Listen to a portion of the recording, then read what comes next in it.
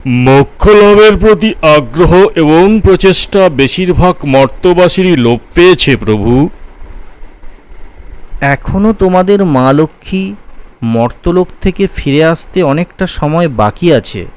চলো গরুড়, আমাকে তুমি ব্রহ্মাণ্ডের কয়েকটি লোক পরিদর্শন করিয়ে মর্তলোক পরিভ্রমণ করাও।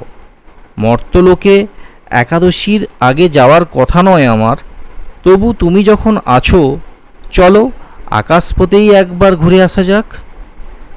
যথাজ্ঞা প্রভু।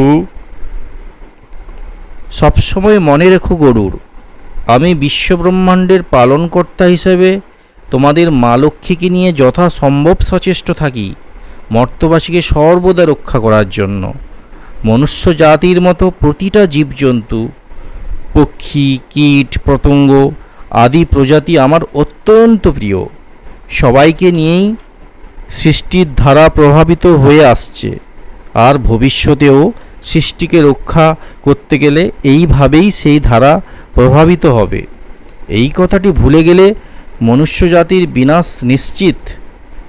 মানুষ নিজে নর থেকে নারায়ণ হয়ে যখন নিজেদের ব্যক্তিগত এবং সামাজিক জীবন নির্বাহ করতে প্রস্তুত হবে, তখনই আমার প্রকৃত উদ্দেশ্য সফল হবে। অবশ্যই মনে রাখব প্রভু। আপনার একনিষ্ঠ ভক্ত হিসেবে আপনাকে সাহায্য করা আমার প্রথম কর্তব্য। চলুন প্রভু, এবার পরিভ্রমণে যাওয়া যাক।